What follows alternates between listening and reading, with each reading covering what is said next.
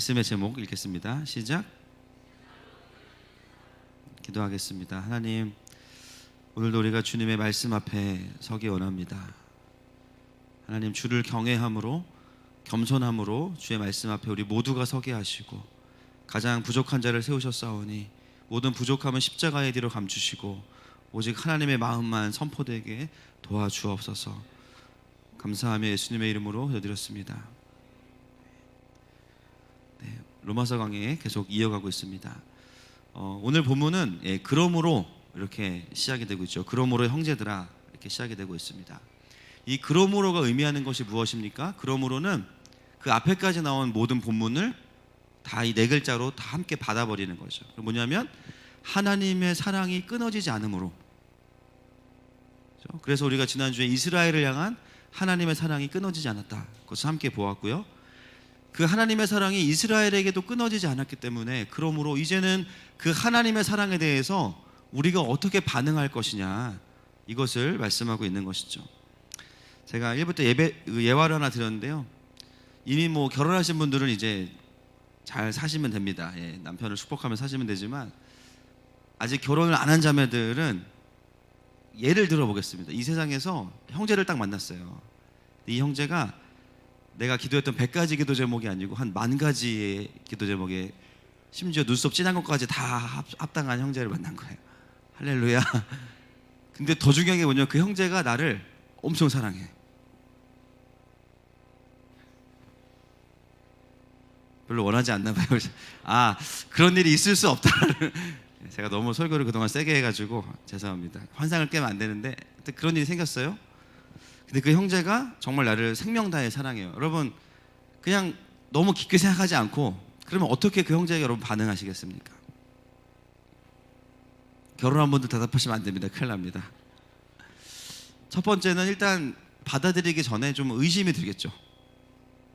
왜요? 우리도 양심이 있잖아요, 그죠? 그리고 곳곳에 거울이 있고, 그죠? 그래서 그 의심이 되죠. 이 사람이 왜 나를? 두 번째, 근데 계속 변함없이 사랑한다고 하면 이제 진짜인지 시험하겠죠. 세 번째, 진짜라는 것을 확인하는 순간 여러분 어떻게 반응하시겠습니까? 연애만 한다? 아니면은 수단과 방법을 가리지 않고 내 남자로 만든다? 자, 1번, 2번. 네, 결혼한 분들이 손을 드시는 것 같아요. 몇 번 얘기했는데 안 된다고. 가정의 평화를 위해서. 네, 지금 그런 남편과 사는 줄로 믿습니다. 네, 어떻게든 내 남자로 만들겠죠. 여러분, 오늘 12장의 그러므로 라는 이 단어가 우리에게 무엇을 의미하냐면 우리를 향한 하나님의 사랑이 영원하고 끊어지지 않으므로 그 사랑에 대해서 우리가 자녀된 우리가 어떻게 반응해야 되는지를 물어보고 있는 거예요. 이렇게 하나님이 너희를 사랑하시는데 과연 너희는 그러면 어떻게 그 사랑에 반응해야 할 것이냐, 이것을 우리에게 물어보고 있습니다. 여러분, 만약에 하나님의 사랑을 우리가 확신한다면 우리의 반응은 적당한 선에서 그분의 사랑을 받아들이지 않고요, 우리의 전부를 그 하나님께 겁니다. 왜요? 이 세상에서 가장 전능하신 분이 나를 가장 사랑하신대요. 그러면 그분의 말씀은, 그분의 진리는 우리의 인생에 내가 생명을 걸 만한 가장 소중한 것입니다. 그런 사람은 무모한 사람이 아니라, 광신도가 아니라 가장 지혜로운 사람이에요. 동의하십니까? 행복을 누릴 줄 아는 사람이에요. 오늘 바울은 그래서 그동안 로마서의 그 하나님의 끊어지지 않는 사랑과 복음의 능력을 쭉 이야기하면서 그러므로 이제 우리가 어떻게 반응해야 될지를 오늘 본문을 통해서 이야기하고 있습니다. 가장 먼저 바울이 뭐라고 이야기하냐면, 형제들아 내가 하나님의 모든 자비하심으로 너희를, 그 다음에 뭐라고 나오죠? 권하노니. 이 부분은 평소에는 제가 좀 보지 못하던 부분인데 오늘 잠시만 보고 넘어가겠습니다. 하나님의 모든 자비하심으로 너희를 권하노니. 이 권하노니라는 단어는요 굉장히 인격적인 단어입니다. 우리말로 바꾸면 할 수 있다면, 그냥 해라 이것과 할 수 있다면 해보면 어떨까, 느낌이 다르죠. 어차피 할 건데 그냥 해라와 할 수만 있다면, 가능하다면 한번 같이 해보자. 굉장히 따뜻하고 그렇지만 아주 분명한 방향성을 가진 격려와 도전의 메시지가 이 권하노니라는 단어 안에 있습니다. 이 부분이 참 우리에게 인상적인 이유는 뭐냐면요, 이런 어휘를 쓰는 사람이 누구예요? 지금 바울이에요. 굉장히 그게 중요합니다. 여러분, 바울은 어떤 사람입니까?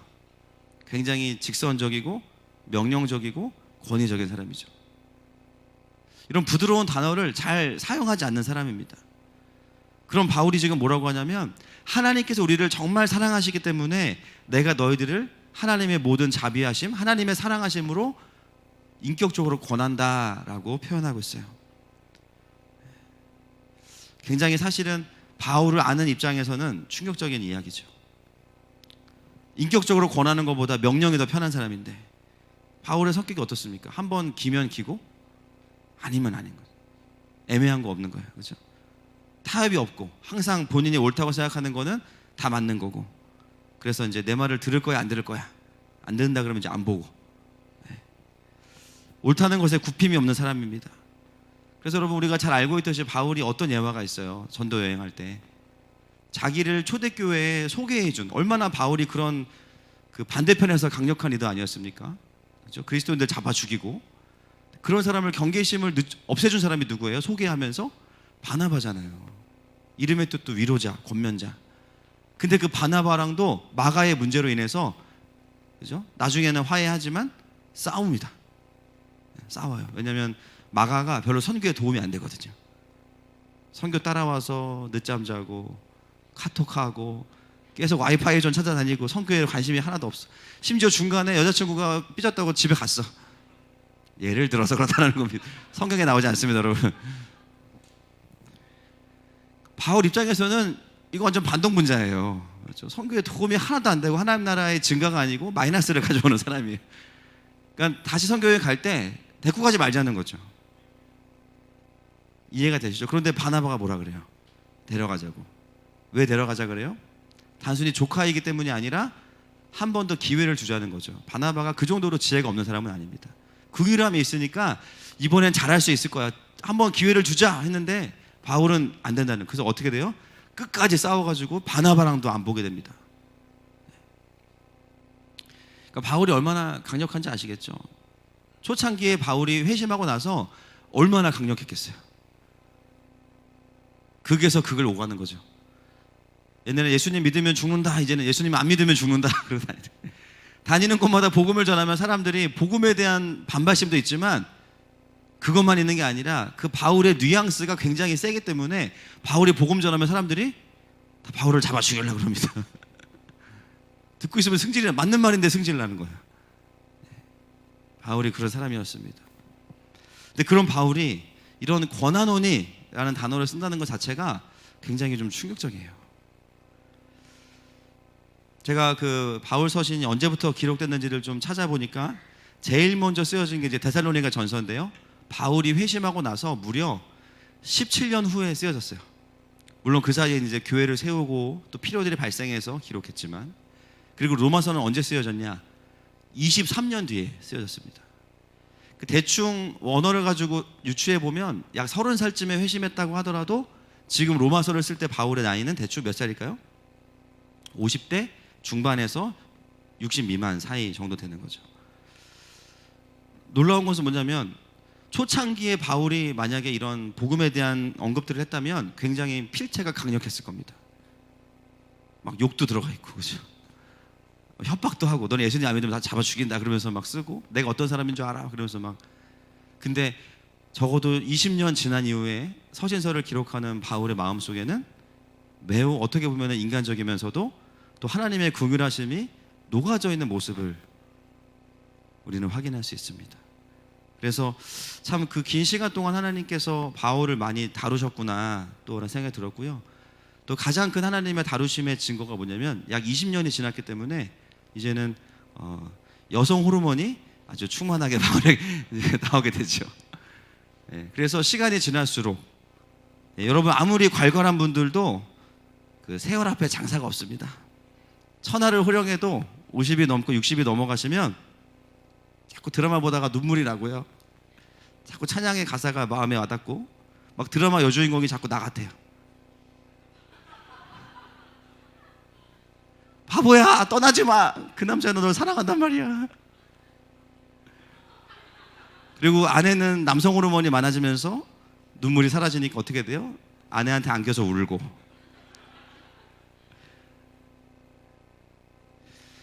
정말 신기한 건 뭐냐면요, 바울의 서신서를 이렇게 시간별로 다시 확인해 보면 그런 바울의 어떤 부드럽고 연약하고 인간적인 모습들이 굉장히 많이 드러나요. 그리고 바울이 가장 마지막에 쓴 서신서가 디모데 후서입니다. 이거는 죽기 직전에 쓴 건데 한번 확인해 보겠습니다. 4장 9절부터 13절. 디모데 후서 4장 9절부터 13절 시작. 너는 어서 속히 내게로 오라. 대만은 이 세상을 사랑하여 나를 버리고 데살로니가로 갔고, 그리스에는 갈라디아로, 디도는 달마디아로 갔고, 누가만 나와 함께 있느니라. 내가 올 때에 마가를 데리고 오라. 그가 나의 일에 유익하니라. 두기고는 에베소로 보내었노라. 내가 올 때에 내가 드로아 가보의 집에 둔 겉옷을 가지고 오고, 책은 특별히 가죽 종이에 쓴 것을 가져오라. 여러분 이게 보세요. 이게 지금 우리 일기가 아니고요, 디모데 후서입니다.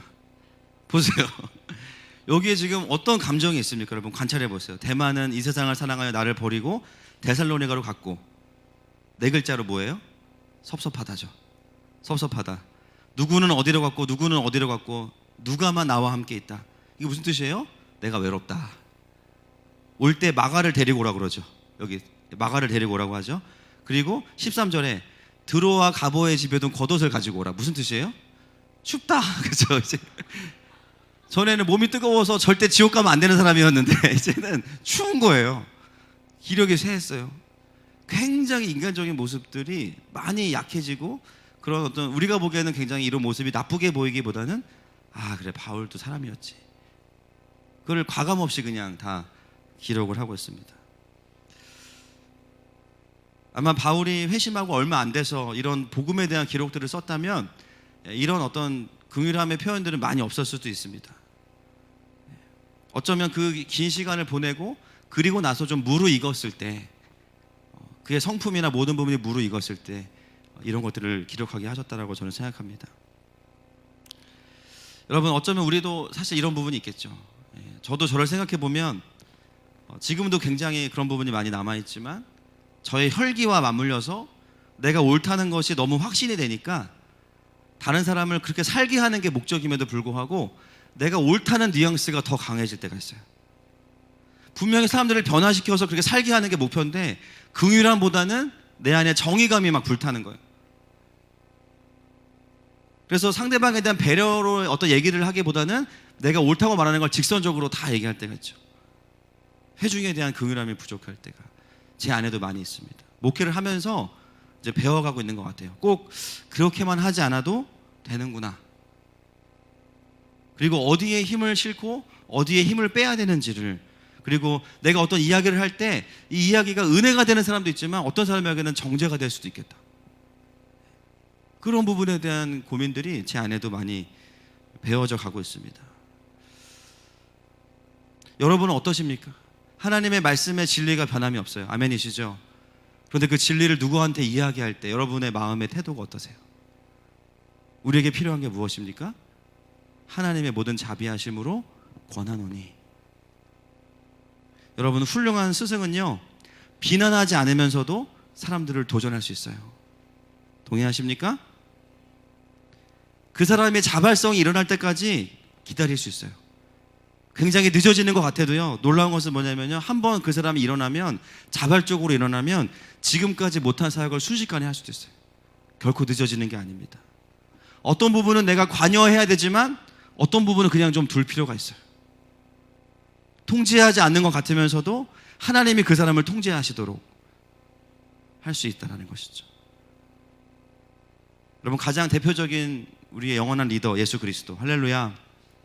여러분 예수님의 입장에서 한번 생각해 보세요. 많은 사람들이 예수님께 말씀을 드리려고 나올 때 예수님은 하나님이시잖아요. 동의하십니까? 그 말은 뭐냐면요, 그 수많은 사람들의 연약함과 숨어있는 죄와 모든 게 보일까요? 안 보일까요? 저는 안 보입니다. 여러분 걱정하지 마세요. 하나도 안 보입니다. 예수님 다 보이잖아요. 이 사람은 이게 문제고, 약간 또 그러네요. 이 사람은 이게 문제고, 이 사람은 저게 문제고, 이 사람은 지금 숨은 죄가 있고, 이 사람은 하여튼 또 문제가 심각해. 그리고 예수님은 주님이시기 때문에 정답을 다 알고 계신단 말이에요. 당장 이 얘기를 해주면 이 사람한테 도움이 될 것 같아요. 어떻게든 이거를 이 사람한테 막 가르쳐주고 싶고 막 변화시켜주고 싶어. 근데 여러분, 예수님 그렇게 사역하셨습니까? 안 하셨어요. 누구보다 가장 많이 답답하고 가장 많이 억울하고 가장 많이 보이는데 예수님은 그렇게 안 하셨어요. 만약 예수님이 그것을 그대로 반응했다면 맨날 성전을 뒤집어 엎는 것처럼 설교하셨을 건데 그러지 않으셨죠. 대신에 새벽마다 기도하셨죠. 제가 그 기도의 현장에 가보진 않았지만 충분히 우리가 왜 예수님께서 그렇게 기도하셨는지를 알 수 있습니다. 그리고 제자들을 향해서는 기다리시죠. 이 균형이 예수님께 있었어요. 기도하면서 기다리면서 또 기회가 되면 말씀으로 풀어주시면서, 그런데 낙심하진 않으셨어요. 왜냐하면 예수님은 제자들이 나중에 어떻게 될지를 아신다 모르신다 아시기 때문에. 결국 예수님이 육신으로 계실 때에는 다 제자들이 도망가죠. 그러나 사도행전 2장에서 성령님이 오셨을 때 그들은 생명 걸고 복음 전하는 사도가 됩니다. 할렐루야. 그 균형이 있으셨기 때문에 그 긴 시간 동안을 예수님은 제자들과 수많은 무리들을 기다리면서 가실 수 있는 분이셨습니다. 놀라운 것은 바울도 예수님을 점점 닮아간다는 거죠. 사랑하는 여러분, 우리 하늘마음교회 모든 리더십들과 성도님들이 부드럽지만 강력한 예수님의 리더십을 닮아갈 수 있기를 축복합니다. 이것이 권한원이라는 말 안에 있는 의미인 것이죠. 자, 오늘 이제 본문으로 들어가면요, 오늘 본문은 우리에게 하나님의 사랑을 충분히 알았다면 이제는 우리가 어떻게 해야 되는지에 대해서 이야기합니다. 1절 말씀을 다시 한번 읽겠습니다. 시작. 그러므로 형제들아, 내가 하나님의 모든 자비하심으로 너희를 권하노니 너희 몸을 하나님이 기뻐하시는 거룩한 산제물로 드리라. 이는 너희가 드릴 영적 예배니라. 아멘. 예, 굉장히 부담스러운 말씀이 인격적인 부르심 뒤에 나옵니다. 너희 몸을 하나님이 기뻐하시는 거룩한 산제물로 드리라. 이는 너희가 드릴 영적 예배니라. 이 예배라는 말은 제사라는 단어와 동일한 단어이고요, 제사라는 단어는 희생이라는 의미를 포함하고 있습니다. 우리가 하나님의 사랑을 완전히 확신했다면 이제는 우리를 제사로 드리래요. 굉장히 아주 레디컬한 말씀이죠. 과연 그게 무엇일까? 여러분, 여러분을 하나님께 제사로 드린다는 것이 어떤 의미로 다가오십니까? 막 헌금 바구니에 내가 들어갑니까? 막 다 찢어가면서? 아니면 나를 막 제단 위에 올려놓고 막 불을 키워야 됩니까? 다행인 것은 2절 말씀이 그 제사가 무엇인지를 우리에게 명확하게 오늘 가르쳐주고 있다는 것이죠. 자, 2절로 넘어가겠습니다. 같이 읽겠습니다. 시작. 너희는 이 세대를 본받지 말고 오직 마음을 새롭게 함으로 변화를 받아 하나님의 선하시고 기뻐하시고 온전하신 뜻이 무엇인지 분별하도록 하라. 아멘. 2절의 가장 핵심적인 문장만 발췌하면 너희는 하나님의 뜻이 무엇인지 분별하라입니다. 너희는 하나님의 뜻이 무엇인지 분별하라. 여러분, 내 몸을, 나를 하나님께 드린다는 헌신의 의미는 뭐냐면요, 내 삶이 하나님의 뜻대로 사라지도록 내어드려라 라는 뜻이에요. 내 삶이 하나님의 뜻을 발견하고 무엇을 선택하든지 간에 하나님의 뜻 가운데 내 삶이 사라질 수 있도록 삶을 드려라. 그것이 영적인 예배다라는 것입니다. 다음 주에 보게 될 6절 이하에서는 그 분별을 행하는 것들에 대한 구체적인 도전들이 기록되어 있고요, 오늘은 앞에 부분만 좀 보기 원합니다. 여러분, 구원받은 그리스도인의 가장 큰 특징 무엇일까요? 하나님의 뜻에 관심이 있습니다. 할렐루야. 하나님의 뜻에 관심이 있어요. 왜냐하면요, 내 인생의 주인이 바뀌었기 때문이에요. 나는 예수님 믿는데 여전히 하나님의 뜻에 관심이 없다. 예수님 진짜 믿으셨는지를 점검하셔야 됩니다. 정말 내가 나의 주인으로 예수님을 모셔들었나? 그것을 알 수 있는 가장 큰 특징, 무엇을 하든지 간에 이것이 하나님의 뜻인지를 궁금해한다는 거죠. 그것은 내 뜻과 내 마음대로 사는 게 이제는 불편하다는 거예요. 왜냐하면 내 삶의 주인이 있기 때문에. 그리고 하나님의 뜻을 알게 되면 순종하고 싶어집니다. 그리고 순종할 때 기뻐요. 할렐루야. 순종할 때 너무 기뻐요. 그래서 하나님의 음성을 듣는 것에 관심이 생겨요. 그리고 그런 관점에서 목회자들과 친해지게 되죠. 내가 지금 기도하고 있는데 지금 잘 기도하고 있는지 같이 기도해달라. 내가 지금 굉장히 중요한 것들이 있는데 함께 하나님에서 좀 분별해달라. 그런 관점에서 목회자들과 친해질 수밖에 없는 거죠. 그리고 이전보다 훨씬 더 말씀이 많이 읽혀지게 됩니다. 왜냐하면 하나님의 뜻이 성경 안에 있기 때문이에요. 동의하십니까? 그러므로 2절 말씀은 어떻게 하면 우리 모두의 삶이 하나님 앞에 번제로 드려지는가, 그것에 대한 구체적인 내용들이 기록이 되어 있는 것입니다. 자, 첫 번째 스텝 1 뭐냐면 이 세대를 본받지 말고, 이게 첫 번째입니다. 하나님의 뜻을 분별하고 그 삶으로 가기 위한 첫 번째 단계, 이 세대를 본받지 않는 거예요. 여러분, 원래 사람은요 누구의 본을 떠서 만들어졌어요? 그렇죠. 본이라는 말은 형상이라는 말과 똑같습니다. 하나님의 형상으로 우리가 만들어졌는데, 하나님의 형상으로 살아가도록 창조되었는데 어느 순간 죄가 들어옴으로 인해서 우리는 하나님의 형상으로 살지 않게 되었어요. 왜곡되고 타락되었죠. 그리고 가만히 있으면 되는데 가만히 있지 않고 죄의 형상, 죄의 본을 본받는 인생이 됐습니다. 우리는 특별한 구원의 은혜가 없으면 그냥 죄인으로 삽니다. 죄인으로. 내추럴한 죄인으로 살아요. 그래서 하나님이 없는 인권은 사실은 존재할 수가 없는 거예요. 하나님이 없는 인권은 인간의 모든 욕망을 그냥 인정해버리게 되기 때문에요, 이 세상은 아비규환이 될 겁니다. 하나님의 형상을 잃어버린 사람들은요 죄의 본을 자기의 본으로 가져와요. 여러분, 죄의 속성은 뭐냐면요, 죄의 본을 보면 따라한다라는 거예요. 뉴스에 범죄가 하나 소개되면 그 통계에 보니까 희한하게도 그런 범죄가 없었다가 그런 범죄가 뉴스에 나오면 유사 범죄가 엄청 많아진대요.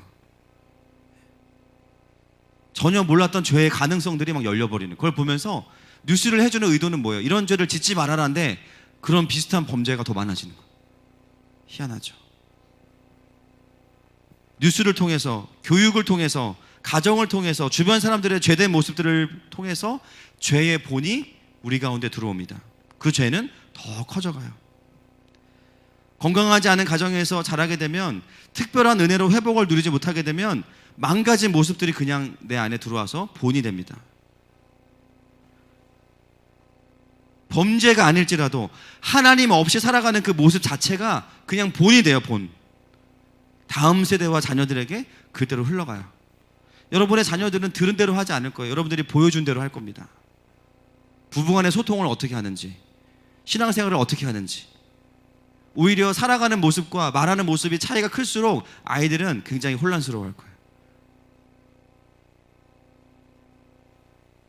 그래서 하나님의 뜻을 아는 삶의 자리로 가려면 제일 먼저 뭐가 돼야 돼요?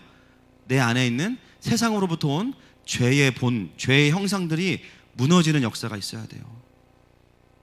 그것을 우리가 뭐라고 부르냐면 회개라고 부릅니다. 회개. 여러분, 건물이 상가가 나가고 그 다음 업체가 들어올 때 항상 해야 되는 일이 있어요. 뭐냐면요, 철거를 해야 돼요. 철거. 당구장을 하다가 중국집이 들어온다. 그러면 당구장을 다 철거하고 이제는 주방을 만들어야겠죠. 제일 먼저 뭐가 돼야 돼요? 철거가 돼야 돼요. 여러분들이 예수님을 제대로 믿었다면 제일 먼저 뭐가 돼야 됩니까? 철거하셔야 돼요. 철거. 여전히 나는 당구장에서 중국집을 하겠다. 불가능합니다. 시켜 먹을 수는 있겠지만, 그죠? 불가능해요. 예수님을 믿는다고 하면서 여전히 예수님을 믿기 전에 세상의 모습과 본을 그대로 가지고 신앙생활을 한다면 하나님의 뜻으로 나아가는 삶은 어렵죠. 반드시 성령께서 가르쳐 주시는 대로, 나를 관찰해 주시는 대로 잘못된 본과 죄의 모습들을 철거하는 작업이 필요해요. 우리의 힘으로 못하고요, 성령님이 도와주셔야 됩니다. 로마서는 계속해서 그 얘기를 하고 있어요.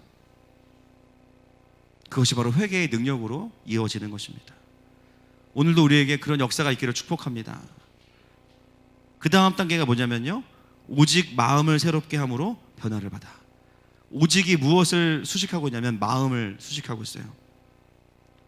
여러분, 로마서는 말합니다. 진짜 사람의 변화는 행동의 변화이기 전에 마음이 변하는 거래요.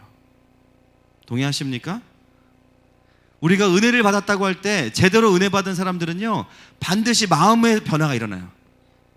그러면 행동의 변화로 이어집니다. 그 사람이 진짜 은혜를 받았는지 안 받았는지 어떻게 압니까? 그 사람의 마음이 진짜 새로워졌는지를 확인하고 그것이 삶의 열매로 드러나는지를 확인해야 되는 거죠.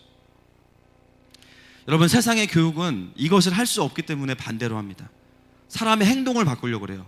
법도 마음을 관찰하는 안경 이런 게 없잖아요. 그죠? 뭘 딱 끼면 마음이 보입니까? 안 보입니다. 그래서 어떻게 해요? 행동을 규제하는 법을 만들어 놓고 너희가 마음이 어떤지는 모르지만 이 정도까지는 넘어가면 안 돼. 이게 뭐예요? 법이죠, 법. 교육도 아이들에게 행동을 바꾸는 거지 마음을 근본적으로 바꿔내지 못해요. 왜냐하면 마음의 문제는 죄의 문제이기 때문이에요. 그 죄의 문제는 예수님만이 해결하실 수 있습니다. 여러분, 교회는 어떤 곳입니까? 행동을 바꾸기 전에 마음을 바꾸는 곳이에요. 복음으로. 할렐루야. 때로는 행동이 바뀌지 않는다고 해서 너무 체근할 필요가 없는 게요, 아직 안 바뀐 거예요. 행동을 바꾸어도 그건 의미가 없어요. 사실은 본질적으로 보면 조금 더디 가더라도 정말 그 사람의 마음과 존재가 바뀌었는지를 봐야 됩니다. 그것을 기다려주고 같이 갈 수 있는 곳이 바로 교회입니다. 잠언 4장 23절 말씀 같이 읽겠습니다. 시작. 모든 지킬 만한 것 중에 더욱 내 마음을 지키라. 생명의 근원이 이에서 남이니라. 아멘. 생명의 근원이 마음에 있기 때문에 마음이 바뀌어야 나로부터 쓴물이 아니고 단물이 흘러가는 것이죠. 하나님의 뜻을 분별하다라는 단어가요, 시험하다, 테스트하다, 조사하다 이런 뜻이에요. 환상을 봤다, 하나님이 말씀하셨다. 하나님 말씀하시는 가장 중요한 여러 가지 통로 중에 하나지만 중요한 것은 뭐냐면 들었을 때요, 우리가 어떻게 되냐면요, 조사하고 시험하고 테스트하고 분별하래요. 이 단어는 굉장히 차갑지만 아주 이성적인 단어가 쓰여져 있습니다. 그것은 뭐냐면 하나님의 뜻을 분별하는 것은 노력과 찾음과 사고와 기도가 필요하다는 거죠. 여러분, 우리의 신앙생활의 에너지 중에 얼마나 내가 하나님의 뜻을 찾고 분별하는 데 쓰고 계십니까? 그냥 한두 번 기도하고 뜻이 분별되지도 않았는데 상황에 밀려서 그냥 막 일들을 진행하고 있다. 하나님의 뜻을 분별하는 프로세스와 굉장히 거리가 먼 삶을 살고 계신 거예요. 저도 가만히 돌아보면 저에게 가장 많은 시간이 들어가는 게 무엇인가 신앙생활 하면서 바로 이 부분입니다. 정말 하나님의 뜻일까? 교회의 어떤 하나하나를 결정하면서 정말 이게 하나님의 뜻일까? 마음에 확신을 주셔도 다시 확인하고 또 확인하고, 그래도 마음에 확신이 안 서면요, 계속 하나님께 여쭤볼 수밖에 없어요. 정말 내가 지금 하려는 이 사역들이 하나님의 뜻에 합당한가? 계속 고민하고 돌아보게 돼요. 내가 이 형제를 만나는 것이 하나님의 뜻에 합당한가? 내가 이 회사를 계속해서 다니는 것이 하나님의 뜻에 합당한가?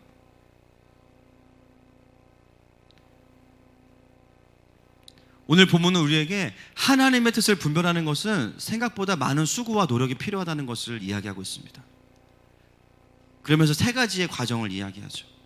하나님의 뜻을 수식하는 세 가지의 형용사가 있습니다. 첫 번째가 뭐냐면요, 하나님의 선하시고. 이것은 원래 창조하신 하나님의 목적을 의미합니다.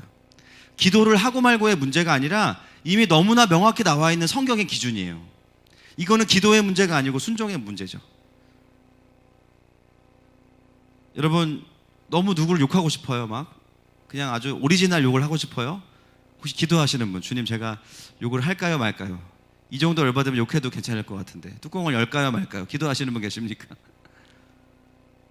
여러분, 욕을 하는 게 하나님 뜻이에요? 안 하는 게 하나님 뜻이에요?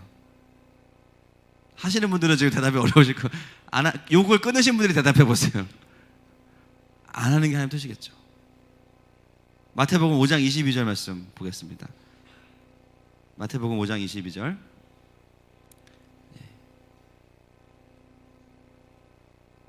자꾸 욕이 나오려고 그러네요. 제가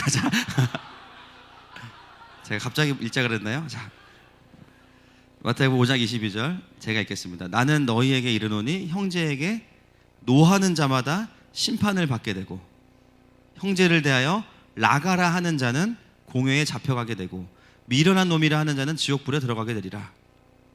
여러분 이런 게 성경에 있었습니다. 이미 다 확인하셨기 때문에 좋은 분 3분 빼고는 다 읽으셨어요. 그렇죠? 형제를 대해서 이거 라가가요. 나가 이게 아니 꺼져 그게 아니에요. 이거는 욕이에요. 그렇죠? 그 나라의 언어의 욕이에요. 이미 주님이 명령하신 분명한 기준들이 있는데 그거에 대해서 우리가 사실 기도할 부분이 아니라는 거죠. 하나님의 선하신 뜻 이미 나와 있어요. 선하신 뜻. 그거는 순종의 문제예요. 하나님 한 번만 욕할게요. 물론 주님이 기도를 들으십니다. 할렐루야. 근데 듣기만 하실 거예요. 그래 네 마음은 내가 알겠다. 너무나 명확한 하나님의 뜻이에요. 그 다음에 뭐냐면 하나님의 선하시고 그 다음에 뭐예요? 기뻐하시고. 이건 뭐냐면 악과 선의 문제가 아니라 누가 봐도 이거는 둘 다 나쁘지 않은 일이에요. 누가 봐도 이거는 둘 다 괜찮은 거예요. 그런데 그럼에도 불구하고 하나님께서 그 상황 가운데 기뻐하실 만한 뜻이 무엇인지를 분별하라는 거죠. 영어로 보면 acceptable 또는 원어로 보면 하나님께서 마음에 들어 하시는 일인가 라는 겁니다. 이거 우리가 인문학적인 용어로 뭐라 그러냐면 한번 따라 하겠습니다. 아리까리 시작.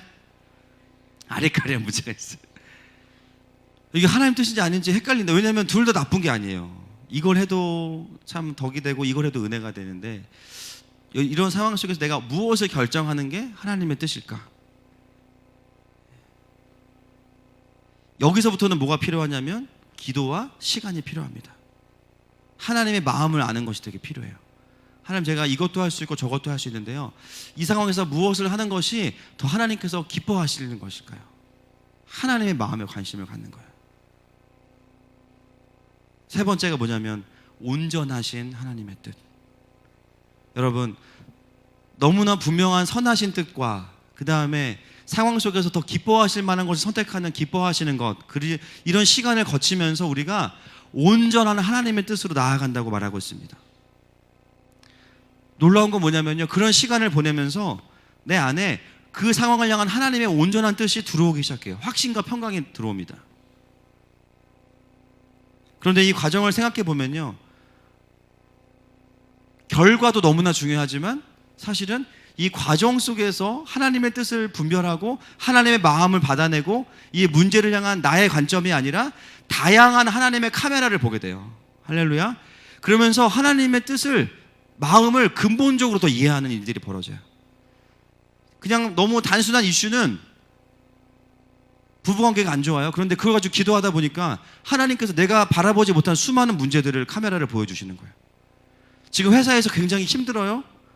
그거 가지고 기도하다 보니까 다녀야 되냐 말아야 되냐 가지고 기도했었는데 어느 순간에 훨씬 더 풍성한 하나님의 카메라를 보여주시는 거예요. 와, 이게 이런 부분도 있었구나. 어떤 문제든지 이슈든지 간에 여러분 하나님께서 우리에게 원하시는 게 무엇일까요? 하나님의 뜻이 여기에 딱 이렇게 있어요. 근데 네가 이 뜻을 발견하나 못 발견하나 내가 한번 지켜보고 엉뚱한 하나님의 뜻을 딱 잡는 순간 너 이럴 줄 알았어. 번개를 내려가지고 힘들게 하거나 길 가다가 넘어뜨리거나 막 자판기 잔돈 안 나오게 하거나. 여러분 하나님 그런 분이십니까? 여러분 하나님의 관심은 어디에 있냐면 뜻을 분별하는 것도 중요하지만 이것을 분별해가는 과정 속에서 우리가 하나님과 동행하는 것을 굉장히 기뻐하십니다. 때로는 이거 가지고 내가 기도 시작했는데요, 하나님과 동행하다가 이게 문제가 아닌 게 돼버리는 거예요. 아, 이게 문제가 아니었구나. 하나님의 선하시고 기뻐하시고 온전하신 뜻이 분별이 되기 시작하는 거예요. 제가 최근에 광고를 하나 봤는데 굉장히 감동받은 보험회사 광고가 있습니다. 두 어린 아이를 키우는 싱글맘의 이야기예요. 두 아이들이 어리기 때문에 엄마가 올 때까지 조금 기다려야 되는데 이 두 아이들이 엄마가 오면 배고플까 봐 김밥을 만든 거예요.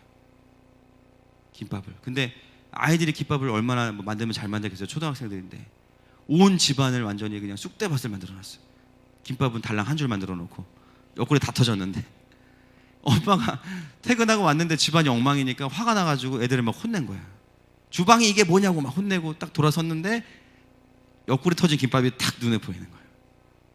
첫째가 엄마 먹으라고 만들었다고. 근데 그 장면을 보면서 제 마음에 하나님의 마음이 딱 느껴지는 거예요. 때로 우리가 결과적으로 그죠? 무슨 뭐 메이커 김밥처럼 만들지 않아도 사실 하나님 그 엄마가 그 관점에서 감동받은 건 뭐냐면 엄마를 위하는 자녀들의 마음이 훅 들어온 거죠. 야, 내가 배고플까봐 우리 아이들이 이렇게 만들었구나. 맛이 없어도 그건 맛있는 거예요. 그리고 주방 쑥대밭으로 만들어 놓은 거 순식간에 다 정리할 수 있어요. 어쩌면 우리가 하나님의 뜻을 분별한다는 것을 너무 두려워하는 경우가 있습니다. 내가 잘못 들으면 어떡하지? 내가 하나님의 뜻을 거역하면 어떡하지? 여러분, 기본적으로 그런 마음을 가진 분들은 거역할 수가 없습니다. 동의하십니까? 하나님의 마음을 벗어날 수 없어요. 사실은 그런 마음이 있는 분들은 하나님의 뜻에 관심이 없는 사람들이 문제예요. 기본적으로 내가 하나님의 음성을 듣기 원하고 나의 삶의 여정 속에서 어떻게든지 내가 하나님의 뜻을 이루기 원하면 잘못 들을 수 없어요. 근데 하나님께서 우리에게 기대하시는 것은 뭐냐면요, 결과의 문제라기 이전에 이 과정을 하나님과 어떻게 동행하는지에 대해서 하나님은 굉장히 관심이 많으십니다. 내가 주님 위해서 사역을 했는데 다 망쳤어. 그래도 주님은 무엇을 보시냐면 어떤 마음으로 내가 그 일을 했는지를 알고 계신다는 거예요. 그것을 진행하는 과정마다 얼마나 우리가 하나님께 마음을 드렸고 하나님의 음성을 구했고 하나님의 마음을 깨달았는지를 보신다는 거예요. 여러분, 하나님은 전능하십니다. 얼마든지 우리의 결과들을 바꾸실 수 있어요. 하나님은 그게 중요하시지 않아요. 사실 신앙생활을 잘하냐 못하냐의 기준은 그래서 결과가 뭐냐가 아니라 그 과정 속에서 얼마나 하나님과 동행했냐. 동의하십니까? 하나님의 끊어지지 않는 사랑을 제대로 신뢰하는 자녀들은 세상을 본받지 않고 마음을 새롭게 해서 하나님 아버지의 마음을 아는 것에 전심을 쏟습니다. 그분의 마음을 알아들이는 것에 관심이 있어요. 여러분, 우리가 거듭난 자녀라면 이게 그렇게 어렵진 않습니다. 동의하십니까? 왜냐하면 내 안에 아버지의 기쁨이 되고 싶은 마음이 이미 탑재되어 있기 때문이에요. 어떤 자녀가 그렇게 살고 싶지 않겠습니까?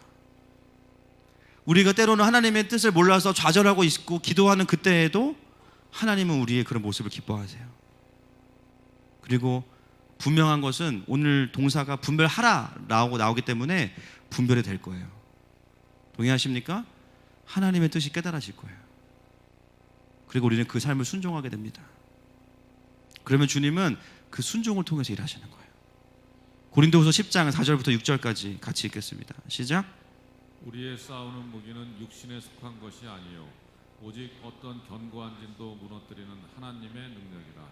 모든 이론을 무너뜨리며 하나님 아는 것을 대적하여 높아진 것을 다 무너뜨리고 모든 생각을 사로잡아 그리스도에게 복종하게 하니 너희의 복종이 온전하게 될 때에 모든 복종하지 않는 것을 벌하려고 준비하는 중에 있노라.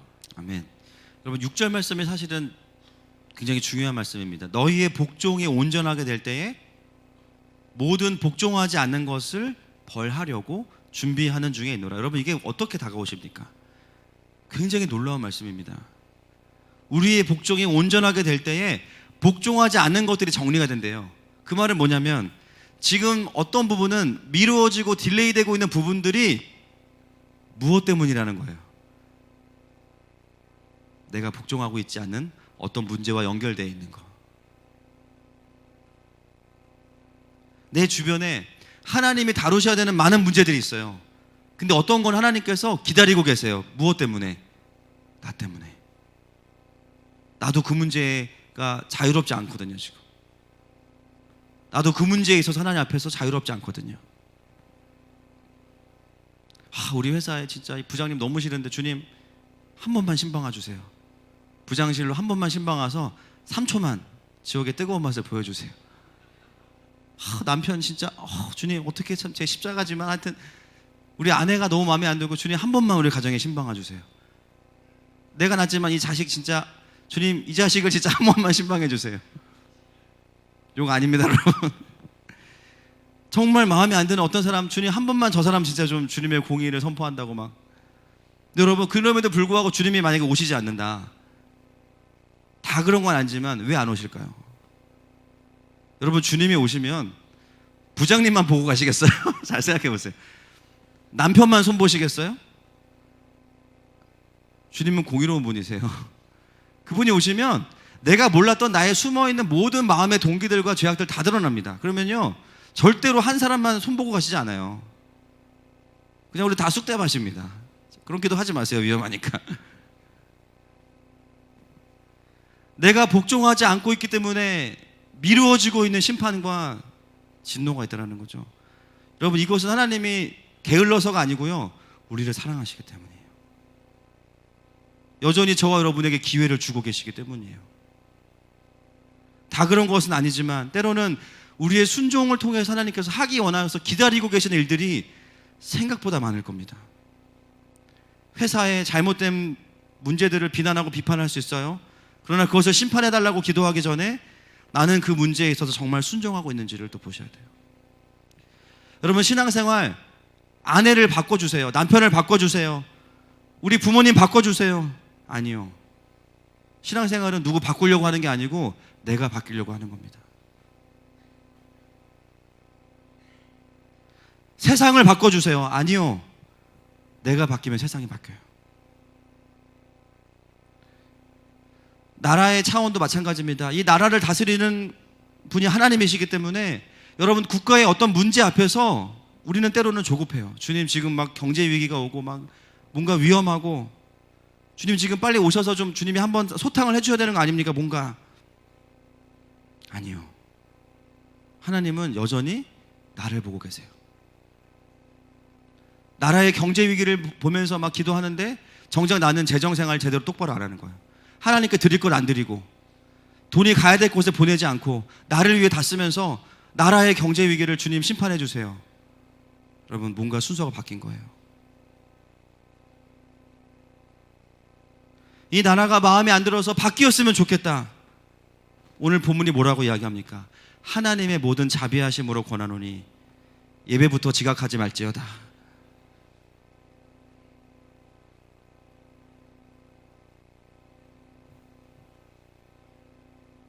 여러분, 우리의 순종이 세상을 바꾸는 것은 아닙니다. 그런데요, 우리의 복종을 보고 하나님이 세상을 바꾸세요. 가정 안에서의 나의 모습을 보고 하나님이 내 배우자를 바꾸시고 자녀들을 바꾸세요. 회사에서 나의 모습을 보고 하나님이 우리 회사를 바꾸세요. 동의하십니까? 그것이 우리가 이 세상 가운데 세상을 바꿀 수 있는 키맨으로서의 삶인 줄로 믿습니다.